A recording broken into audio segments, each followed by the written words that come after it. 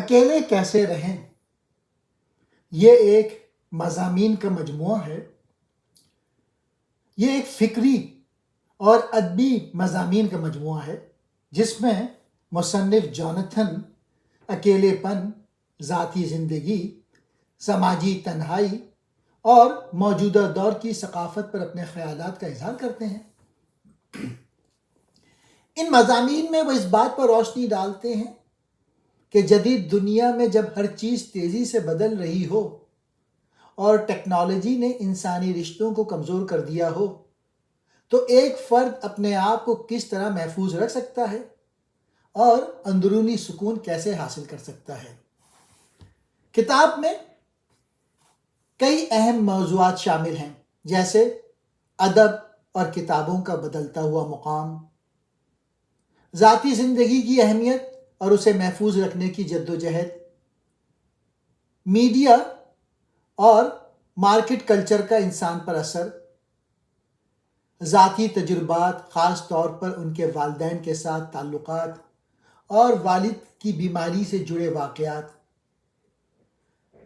مصنف کے انداز میں ایک گہری سنجیدگی، تھوڑی سی تلخی مگر بہت زیادہ دیانتداری نظر آتی ہے۔ وہ قاری کو یہ سمجھانے کی کوشش کرتے ہیں کہ اکیلے ہونا ہمیشہ منفی چیز نہیں ہوتی، بلکہ ایک موقع ہو سکتا ہے اپنی شخصیت کو دریافت کرنے کا۔ پہلا مضمون، ان کے والد کی الزائمر کی بیماری۔ الزائمر ایک ایسا مرض ہے جس میں انسان کی یادداشت، سوچنے سمجھنے کی صلاحیت اور روزمرہ کے کام کی صلاحیت آہستہ آہستہ کمزور ہوتی چلی جاتی ہے۔ یہ ایک دماغی بیماری ہے جس سے ان کے والد مبتلا تھے اور جو عمر رسیدہ افراد میں ظاہر ہوتی ہے اور وقت کے ساتھ ساتھ بدتر ہوتی چلی جاتی ہے۔ ان کے والد اس بیماری میں مبتلا تھے، ان کی یادداشت خراب ہو رہی تھی، وہ عام باتیں بھولنے لگتے تھے، پہچاننے میں دقت ہوتی تھی اور روزمرہ کی سرگرمیاں انجام دینا مشکل ہو گئی تھی۔ یہ بیماری نہ صرف مریض کے لیے بلکہ اس کے خاندان والوں کے لیے بھی ایک بڑا جذباتی اور جسمانی امتحان ہوتی ہے۔ جب ان کے والد اس بیماری میں مبتلا ہوئے تو مصنف نے بہت قریب سے دیکھا کہ ایک مضبوط، مہربان اور خود مختار انسان آہستہ آہستہ اپنی یادداشت کھوتا جا رہا ہے۔ مصنف اپنے الفاظ میں صرف ایک بیماری کا ذکر نہیں کرتے بلکہ وہ ایک تعلق، دکھ اور خاندان کے اندر خاموش ٹوٹ پھوٹ کو بیان کرتے ہیں۔ انہوں نے بتایا کہ کیسے الزائمر کا اثر صرف مریض پر نہیں بلکہ پورے خاندان پر پڑتا ہے۔ والد کی شخصیت جیسے مدھم ہوتی جا رہی تھی، وہ چھوٹی چھوٹی چیزیں بھولنے لگے تھے، پھر آہستہ آہستہ رشتے، نام اور پرانی یادیں بھی مٹنے لگیں۔ مصنف کے لیے یہ بہت تکلیف دہ تھا کہ وہ ایک ایسے شخص کو کھوتا جا رہا تھا جو جسمانی طور پر تو موجود تھا مگر ذہنی طور پر دور ہوتا جا رہا تھا۔ ان تحریروں میں مصنف کی اپنی بے بسی، محبت اور اداسی گہرے الفاظ میں جھلکتی ہے۔ انہوں نے یہ بھی بتایا کہ کس طرح ایک بیٹے کے طور پہ انہوں نے صبر، قربانی اور دل ٹوٹنے کا تجربہ کیا، اور یہ کہ کبھی کبھی محبت کا مطلب ہوتا ہے کہ کسی کو آہستہ آہستہ بگھرتے ہوئے دیکھنا۔ مصنف کا انداز بالکل سچا اور بغیر کسی دکھاوے کے ہے۔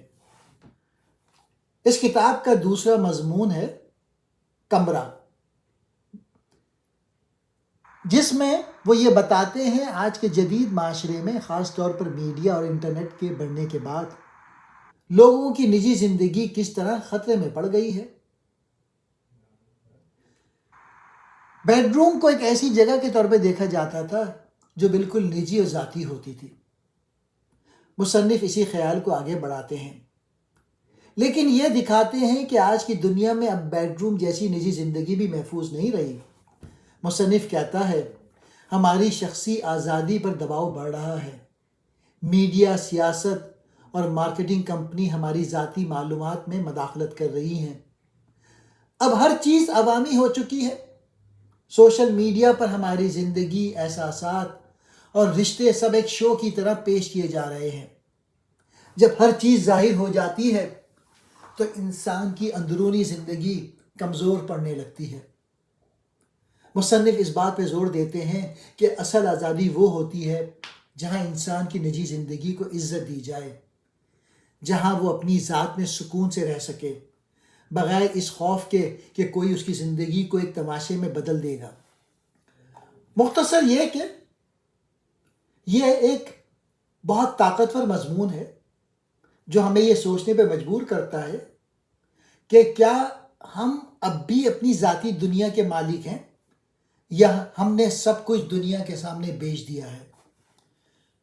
تیسرا ایسے یا مضمون، کوشش کیوں کریں یا فکر کیوں کریں۔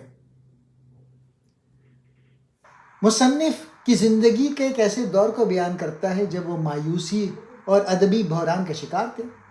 وہ یہ سوال اٹھاتے ہیں کہ جب دنیا اتنی مصروف شور شرابے والی اور بے حس ہو گئی ہے، جب کتابیں پڑھنے والے کم ہو گئے ہیں، جب ادب کو سنجیدگی سے لینے والے کوئی نہیں رہا، تو پھر ایک ادیب یا لکھاری آخر لکھنے کی کوشش کیوں کرے۔ مصنف اس مضمون میں اپنی ذاتی جدوجہد بیان کرتے ہیں۔ وہ بتاتے ہیں کہ انہیں کئی بار لگا کہ لکھنے کا کوئی فائدہ نہیں رہا۔ ٹی وی، انٹرنیٹ اور مارکیٹنگ کلچر نے سنجیدگی ادبی کام کی جگہ لے لی ہے۔ لوگ گہری اور خاموش سوچ کے بجائے جلدی تفریح اور سطحی معلومات کو ترجیح دے رہے ہیں۔ لیکن پھر آہستہ آہستہ مصنف اس نتیجے پر پہنچتے ہیں کہ ادب اب بھی اہم ہے۔ کسی ایک قاری کی گہری توجہ اور ایک سچے جملے کا اثر دنیا کو بدل تو شاید نہ سکے، مگر کسی ایک انسان کے دل و دماغ کو چھو سکتا ہے۔ اور یہ بھی ایک بڑی بات ہے۔ کوشش کرنا، لکھنا اور صداقت کے ساتھ اپنے خیالات کو بیان کرنا ایک ایسی انسانی ضرورت ہے جس سے فرار ممکن نہیں۔ یہ مضمون ایک ایسا سفر ہے جو شک سے امید تک جاتا ہے، مایوسی سے عزم تک، اور یہ کہ چاہے دنیا جتنی بھی بدل جائے، سچائی اور ادب کا اپنا ایک لازوال مقام ہے۔ اس کتاب کا چوتھا مضمون ہے ڈاک میں گم ہو جانا۔ اس مضمون میں مصنف ایک بڑے سماجی مسئلے پر بات کرتے ہیں، یعنی آج کے معاشرے میں ڈاک کے نظام اور ذاتی خط و کتابت کے زوال پر۔ مصنف بتاتے ہیں کہ ایک زمانہ تھا جب لوگ خط لکھتے تھے اور وہ خط انسانی تعلق کا ایک نہایت اہم ذریعہ ہوا کرتا تھا۔ ذاتی دل سے نکلے ہوئے الفاظ، ایک دوسرے سے فاصلے کے باوجود جذبات کا تبادلہ، خط لکھنے اور پڑھنے کی ایک خاص وقت اور حرمت ہوتی تھی۔ مگر پھر وقت بدلا، ٹیکنالوجی، ای میل، موبائل فون اور کارپوریٹ مارکیٹنگ کے بڑھنے سے ذاتی خط و کتابت کمزور پڑ گئی اور ڈاک کا نظام صرف بلوں، اشتہارات اور سرکاری کاغذات تک محدود ہو کر رہ گیا۔ مصنف کے نزدیک یہ تبدیلی صرف ایک ٹیکنیکی مسئلہ نہیں، بلکہ یہ انسانی رشتوں میں صد موری اور تنہائی کی ایک علامت ہے۔ وہ ایک طرح سے پرانی دنیا کے ان خوبصورت پہلوؤں کا ماتم کرتے ہیں جہاں انتظار تھا خط کا، خیال تھا اور انسانوں کے درمیان ایک سچائی اور محبت بھرا رابطہ ہوا کرتا تھا خط کے ذریعے۔ اب جب کہ سب کچھ فوری اور مشینی ہو گیا ہے، ہم نے وہ خلوص، صبر اور محبت کی گہرائی کھو دی ہے جو ایک خط کے ساتھ آتی تھی۔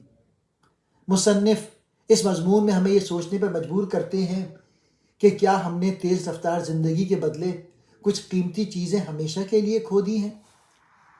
اس کتاب کا ایک اور مضمون ہے راک کو چھاننا یا ماضی کی راک میں کچھ ڈھونڈنا۔ اس مضمون میں مصنف سگریٹ نوشی کے حوالے سے اپنی ذاتی کہانی بیان کرتے ہیں۔ وہ اپنے سگریٹ پینے کے تجربے، اس کی عادت بننے اور پھر اس عادت کو چھوڑنے کی جدوجہد پہ بات کرتے ہیں۔ مصنف سگریٹ نوشی کو محض ایک صحت کا مسئلہ نہیں سمجھتے، بلکہ ایک گہرے جذباتی اور نفسیاتی تعلق کے طور پر پیش کرتے ہیں۔ ان کے لیے سگریٹ ایک طرح کی مددگار چیز تھی، ایک ایسا ساتھی جو تنہائی، اداسی یا دباؤ میں ساتھ رہتا تھا۔ لیکن جیسے جیسے وقت گزرتا ہے، وہ یہ بھی دیکھتے ہیں کہ یہ ساتھی آہستہ آہستہ ان کی زندگی کو تباہ کر رہا ہے۔ سگریٹ چھوڑنے کی جدوجہد مصنف کے نزدیک محض ایک جسمانی عادت توڑنے کا عمل نہیں تھا، بلکہ یہ اپنی ایک پہچان، پرانی تسلیوں اور ماضی کی محرومیوں کو چھوڑنا جیسا تھا۔ راگ کو چھاننے کی تصویر کشی کرتے ہوئے وہ ماضی کی ان خوشیوں اور عادتوں کو یاد کرتے ہیں جو اب محض راگ میں تبدیل ہو چکی ہے، اور وہ دیکھتے ہیں کہ کون سی چیزیں اب بھی قیمتی ہیں اور کون سی محض دھواں تھیں۔ یہ ایک ذاتی اور فلسفیانہ مضمون ہے جہاں مصنف سگریٹ نوشی کے بہانے انسانی کمزوری، عادتوں کی زنجیر اور خود کو بدلنے کی دردناک مگر ضروری سفر پر روشنی ڈالتے ہیں۔ کتاب کا ایک اور مضمون ہے جلا وطن قاری یا بدر کیا گیا پڑھنے والا۔ اس مضمون میں مصنف ایک گہرا سوال اٹھاتے ہیں، آج کے زمانے میں سنجیدہ کتابیں پڑھنے والے کہاں چلے گئے ہیں؟ مصنف کہتے ہیں کہ پہلے زمانے میں پڑھنے کا عمل یعنی خاموشی سے دھیان لگا کر اور گہرائی سے کتاب پڑھنا ایک عام اور قیمتی عادت تھی، مگر اب تیز رفتار میڈیا، انٹرنیٹ، سوشل میڈیا اور مارکیٹ کی چمکتی دمکتی دنیا نے قاری کو جلا وطن قرار دیا ہے۔ یعنی جو لوگ گہرائی سے پڑھنے کی کوشش کرتے ہیں وہ آج کے شور شرابے والے معاشرے میں تنہا محسوس کرتے ہیں۔ مصنف کے مطابق موجودہ دور میں سنجیدہ ادب کو پڑھنے کی جستجو کرنے والے شخص کے لیے جگہ کم ہو گئی ہے۔ قاری ایک باہر والے کی طرح بن گیا ہے جو دنیا کی سطحی دلچسپیوں سے کٹا ہوا ہے، مگر یہ تنہائی بھی ایک طرح کی قیمتی آزادی ہے، کیونکہ گہری پڑھائی انسان کو خود سے جوڑتی ہے اور دنیا کو سمجھنے کا ایک بہترین راستہ دیتی ہے۔ اس مضمون میں مصنف یہ بتاتے ہیں کہ سنجیدہ پڑھائی اور خاموشی فکری زندگی آسان نہیں رہی، مگر اب بھی یہ ایک قیمتی اور بامعنی راستہ ہے، چاہے دنیا اسے بھولتی جا رہی ہے۔ مصنف نے ایک اور مضمون لکھا ہے، پہلا شہر۔ میرا تعلق کراچی سے ہے تو میرا پہلا شہر کراچی تھا، اب تک میں نے 12 شہر تبدیل کر چکا ہوں۔ اس مضمون میں مصنف نے اپنے بچپن کے شہر اور ابتدائی زندگی کے تجربات کے بارے میں بات کی ہے۔ پہلا شہر ایک طرح سے ان کی یادوں کا سفر ہے، جہاں وہ اس شہر کو یاد کرتے ہیں جہاں انہوں نے پہلی بار دنیا کو دیکھا، زندگی کو محسوس کیا اور اپنی ابتدائی شناخت بنائی۔ مصنف اس مضمون میں دکھاتے ہیں کہ ہم سب کے ذہن میں ایک پہلا شہر ہوتا ہے، وہ جگہ جہاں ہماری یادیں، خواب اور خوف پہلی بار جڑیں پکڑتے ہیں۔ چاہے ہم بڑے ہو کر کتنے ہی شہر بدلیں، وہ پہلا شہر ہمیشہ ہمارے اندر زندہ رہتا ہے۔ وہ بتاتے ہیں کہ کس طرح وقت کے ساتھ جگہیں، لوگ اور خود شہر بھی بدل جاتے ہیں، مگر ہمارے دل میں اس پہلے شہر کی ایک محفوظ، ادھوری اور خوبصورت تصویر ہمیشہ قائم رہتی ہے۔ مصنف کے لیے یہ مضمون صرف جغرافیائی یا بچپن کی کہانی نہیں ہے، بلکہ یادداشت، وقت اور پہچان کا ایک گہرا مطالعہ ہے۔ پہلا شہر ایک جذباتی اور فلسفیانہ مضمون ہے جس میں مصنف یہ دکھاتے ہیں کہ ہم کہاں سے آتے ہیں اور وہ جگہیں کیسے ہماری زندگی بھر کی سوچ اور احساسات کو تشکیل دیتی ہیں۔ ایک اور مضمون ہے اسکیونجنگ۔ اس کا مطلب ہوتا ہے بوسیدہ یا چھوڑے گئی چیزوں میں سے کوئی کام کی چیز ڈھونڈنا۔ مصنف کے مطابق اسکیونجنگ میں یہ بات علامتی انداز میں بیان کی گئی ہے۔ وہ اپنے ذاتی تجربے اور امریکہ کی ثقافتی تبدیلیوں پہ بات کرتے ہیں۔ اس مضمون میں مصنف بتاتے ہیں کہ کس طرح جدید دور میں جب سب کچھ تیز رفتاری سے بدل رہا ہے، بعض قیمتی چیزیں جیسے پرانی کتابیں، روایتی اقدار، پرانی تہذیب یا گہری انسانی تعلقات پیچھے رہ گئے ہیں، لوگ انہیں چھوڑ کر آگے بڑھ گئے۔ مصنف ایسے چھوڑے ہوئے خزانے کو ڈھونڈنے اور ان کی قدر جاننے کی کوشش کو اسکیونجنگ کہتے ہیں۔ مصنف ہمیں یہ سمجھاتے ہیں کہ آج کی تیز رفتار، منافع بخش اور تکنیکی دنیا میں بہت سی اہم انسانی چیزیں ضائع ہو رہی ہیں۔ وہ ایک طرح سے خود کو اسکیونجر، چیزیں چننے والا محسوس کرتے ہیں جو پرانی اقدار اور حقیقی خوشیوں کو ڈھونڈنے کی کوشش کر رہا ہے۔ یہ مضمون ماضی کے احترام اور موجودہ وقت میں بے سمتی کا احساس دلاتا ہے۔ مصنف دکھاتے ہیں کہ ہماری جدید زندگی میں کتنا کچھ ضائع ہو رہا ہے جسے ہم دوبارہ حاصل کر سکتے ہیں اگر ہم تھوڑا رک کر دیکھیں۔ مصنف کا انداز کچھ اداس، کچھ طنزیہ اور کافی گہرا ہے۔ وہ قاری کو دعوت دیتے ہیں کہ ہم اپنی زندگی میں چھپی ہوئی سادہ خوشیوں اور گمشدہ چیزوں کو دوبارہ تلاش کریں۔ ایک اور مضمون ہے بستر پر کتابیں پڑھنا۔ اس مضمون میں وہ کتابوں سے محبت اور اکیلے وقت گزارنے کی اہمیت پر بات کرتے ہیں۔ مصنف اس مضمون میں بتاتے ہیں کہ کتابوں کا مطالعہ نہ صرف علم کا ذریعہ ہے، بلکہ یہ ایک طریقہ ہے جس سے ہم اپنے آپ کو بہتر طور پہ سمجھ سکتے ہیں اور دنیا سے جڑ سکتے ہیں۔ بستر پر کتاب پڑھنا ایک علامت ہے اکیلے وقت گزارنے کی، جب آپ دنیا سے الگ ہو کر صرف اپنے آپ کے ساتھ ہوتے ہیں اور کتاب آپ کا ساتھی ہوتی ہے۔ کتابوں کا مطالعہ اور اکیلا وقت۔ مصنف بتاتے ہیں کہ کتابیں ایک قسم کی پناہ گاہ ہوتی ہیں جہاں آپ اپنی دنیا سے باہر نکل کر نئی حقیقتوں میں غرق ہو سکتے ہیں۔ بستر پر کتاب پڑھنا ایک ایسا لمحہ ہوتا ہے جب آپ صرف خود کے ساتھ ہوتے ہیں اور کتاب آپ کی رہنمائی کرتی ہے۔ پناہ اور سکون کا احساس۔ کتابیں آپ کو ایک سکون کی حالت میں لے آتی ہیں، خاص طور پر جب آپ بستر پر آرام سے لیٹے ہوتے ہیں۔ یہ لمحے آپ کو اپنی روزمرہ کی زندگی سے دور لے جاتے ہیں اور ذہنی سکون فراہم کرتے ہیں۔ تنہائی کی خوبی۔ مصنف اس مضمون میں اکیلے رہنے کی خوبصورتی کو اجاگر کرتے ہیں۔ وہ بتاتے ہیں کہ اکیلا وقت گزارنا صرف تنہائی نہیں ہے، بلکہ یہ آپ کے اندر کی گہرائیوں کو دریافت کرنے کا ایک طریقہ ہے۔ کتابیں آپ کو اس وقت میں بہترین ساتھی بن سکتی ہیں۔ ادبی تعلقات۔ مصنف کتابوں میں چھپی ہوئی حقیقتوں سے تعلق قائم کرنے کی بات کرتے ہیں، جہاں آپ نہ صرف کرداروں سے جڑتے ہیں بلکہ خود کو بھی بہتر سمجھنے کی کوشش کرتے ہیں۔ کتابیں اور انسانیت۔ وہ اس بات پہ زور دیتے ہیں کہ کتابیں ہمیں انسانیت کے مختلف پہلوؤں سے روشناس کراتی ہیں، اور یہ کہ بستر پہ کتاب پڑھنا ایک ایسا وقت ہوتا ہے جب آپ انسانی جذبات، خیالات اور کہانیاں گہرائی سے محسوس کرتے ہیں۔ مصنف کا کہنا ہے بستر پہ کتابیں پڑھنا ایک لمحہ ہے جس میں انسان خود کو اپنی دنیا سے الگ کر کے کتابوں میں غرق ہوتا ہے۔ یہ خوبصورت عمل ہے جو اکیلے وقت گزارنے کی اہمیت اور کتابوں کے ساتھ انسانی تعلقات کو اجاگر کرتا ہے۔ اس مضمون میں مصنف اکیلے وقت گزارنے کی قدرتی خوبصورتی کو پیش کرتے ہیں اور کتابوں کو ایک ایسا ساتھی سمجھتے ہیں جو ہمیں سکون، ہمت اور دنیا سے جڑنے کا موقع فراہم کرتا ہے۔ ایک اور مضمون ہے کراچی میں ملو، میں نے شہر کا نام تبدیل کر دیا، جس میں وہ اپنے خاندان کے ساتھ بچپن کی یادوں کو اور اپنی زندگی میں ہونے والی تبدیلیوں کو یاد کرتے ہیں۔ خاندانی تعلقات اور یادیں۔ مصنف اپنے بچپن کی یادوں میں گم ہو کے یہ سمجھنے کی کوشش کرتے ہیں کہ ان کی زندگی اور ان کے خاندان کے تعلقات میں کیا تبدیلیاں آئیں۔ وہ بتاتے ہیں کہ کس طرح بچپن میں اپنے خاندان کے ساتھ گزرے گئے وقت اور تجربات نے ان کی شخصیت کو شکل دی۔ ان کا کہنا ہے کہ خاندان کی یادیں اور رشتہ ہمیشہ آپ کے ساتھ رہتا ہے، چاہے آپ کتنے ہی آگے بڑھیں۔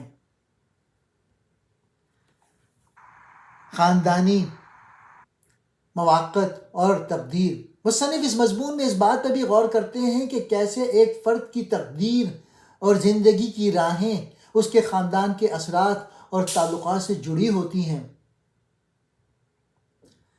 خاندانی محبت اور قربت۔ وہ اس بات کو بھی اجاگر کرتے ہیں کہ خاندانی محبت اور قربت میں ایک خاص نوعیت کا سکون ہوتا ہے، اور اس بات کو یاد کرنا کہ جب ہم بچپن میں اپنے والدین یا خاندان کے ساتھ ہوتے ہیں تو زندگی کتنی سادہ اور خوشحال محسوس ہوتی ہے۔ ماضی کی اور حال کی کشمکش۔ مصنف ایک طرح تو ماضی کی یادوں میں غرق ہو جاتے ہیں اور دوسری طرف وہ موجودہ زندگی کی پیچیدگیوں اور تنہائی کا سامنا کرتے ہیں۔ وہ بتاتے ہیں کہ زندگی کے مختلف مراحل میں ماضی کو یاد کرنا اور اس سے سیکھنا ہمیں موجودہ وقت میں سکون فراہم کرتا ہے۔ یہ مضمون ایک طرح سے اس بات کی نشاندہی کرتا ہے کہ ماضی کی یادیں اور خاندان کے ساتھ گزرا وقت ہمیں اکیلے ہونے کے باوجود خود سے جڑنے کا احساس دلاتا ہے۔ اس کتاب سے کافی کچھ سیکھنے کا موقع ملا ہے۔ اکیلے ہونے کا مطلب سمجھنا، یہ ایک اہم سبق ہے کہ اکیلا ہونا صرف تنہائی نہیں، بلکہ یہ خود کو بہتر طور پر سمجھنے اور اپنی شخصیت کو نکھارنے کا موقع بھی ہے۔ مصنف بتاتے ہیں کہ ہمیں اکیلے وقت میں اپنی حقیقت کو جاننے اور اس کا سامنا کرنے کی ضرورت ہے۔ اکیلا وقت گزارنا ہمیں خود سے جوڑنے کا موقع دیتا ہے اور ہم اس میں سے سکون اور محبت تلاش کر سکتے ہیں۔ انسانی تعلقات کی اہمیت۔ مصنف اس بات پہ زور دیتے ہیں کہ ہمارے تعلقات ہمارے لیے سب سے اہم ہوتے ہیں، لیکن وہ بھی پیچیدہ ہو سکتے ہیں۔ وہ بتاتے ہیں کہ کبھی کبھار ہم دوسرے لوگوں سے جڑنے کی کوشش کرتے ہیں مگر جڑنے میں کامیاب نہیں ہوتے، کیونکہ ہم اپنی داخلی دنیا کو مکمل طور پر نہیں سمجھ پاتے۔ اس کا سبق یہ ہے کہ انسان کی سب سے بڑی کامیابی یہ ہے کہ وہ اپنے تعلقات کو بہتر بنانے کی کوشش کرے اور دوسروں کی ضرورتوں کو سمجھ کر اپنی محبت کا اظہار کرے۔ تعلقات کی سچائی اور اکیلا پن۔ مصنف اکیلے ہونے کو صرف ایک دکھ یا مجبوری کے طور پر نہیں دیکھتے۔ وہ سمجھتے ہیں کہ یہ ایک موقع ہے جس میں ہم اپنی حقیقت کو بغیر کسی جواز یا خوف کے سامنے رکھ سکتے ہیں۔ اکیلے ہونے کا فائدہ یہ ہے کہ ہمیں اپنی زندگی کی سچائی کو دیکھنے کا موقع ملتا ہے اور ہم اپنی خواہشات اور خوفوں کو سمجھ سکتے ہیں۔ زندگی کے مقصد کو تلاش کرنا۔ مصنف اس بات پہ زور دیتے ہیں کہ زندگی کا مقصد صرف باہر کی دنیا کی کامیابیوں میں نہیں بلکہ اندر کی سکونت میں بھی ہے۔ وہ اس بات کو اجاگر کرتے ہیں کہ ہمیں اپنی ذاتی سکون اور خوشی کو تلاش کرنے کے لیے دنیا سے باہر کی چیزوں سے زیادہ اندر کی دنیا پہ توجہ دینی چاہیے۔ ماضی اور حال کا توازن۔ مصنف اس بات پہ بھی توجہ دیتے ہیں کہ ماضی اور حال کے درمیان توازن بہت ضروری ہے۔ وہ ماضی کی یادوں کو اپنی زندگی کی بنیاد سمجھتے ہیں، مگر یہ بھی سمجھتے ہیں کہ ہمیں ماضی میں محصور نہیں رہنا چاہیے۔ ہمیں ماضی سے سیکھنا چاہیے لیکن حال میں جینا چاہیے۔ اس کا مقصد یہ ہے کہ ماضی ہمیں سبق دے سکتا ہے لیکن وہ ہمارے مستقبل کا تعین نہیں کرتا۔ ذاتی آزادی اور خود اعتمادی۔ مصنف یہ بھی بتاتے ہیں کہ ذاتی آزادی اور خود اعتمادی بہت ضروری ہیں۔ ہمیں یہ سیکھنا چاہیے کہ ہم اپنے فیصلے خود کریں اور کسی دوسرے کی توقعات پر عمل نہ کریں۔ اس کا مطلب یہ ہے کہ ہمیں اپنے آپ کو پہچاننا ہوگا اور اپنے راستے کا انتخاب کرنا ہوگا بغیر کسی بیرونی دباؤ کے۔ انسانی کمزوریوں کو قبول کرنا۔ ایک اور سبق یہ ہے کہ ہمیں اپنی کمزوریوں کو قبول کرنا چاہیے۔ مصنف ہمیں یہ سکھاتے ہیں کہ ہر انسان میں کچھ نہ کچھ کمی ہوتی ہے اور یہ کمی ہی ہمیں انسان بناتی ہے۔ ہمیں اپنے آپ کو مکمل طور پر قبول کرنا سیکھنا ہوگا تاکہ ہم اپنی حقیقت کو بہتر طور پر سمجھ سکیں۔ اس کتاب کا مرکزی پیغام یہ ہے کہ اکیلے وقت گزارنا نہ صرف تنہائی ہے بلکہ خود کو سمجھنے اور سکون حاصل کرنے کا بھی ایک ذریعہ ہے۔ ہمیں اپنی زندگی، تعلقات اور خود پر غور و فکر کر کے ایک بہتر انسان بننے کی کوشش کرنی چاہیے۔ شکریہ۔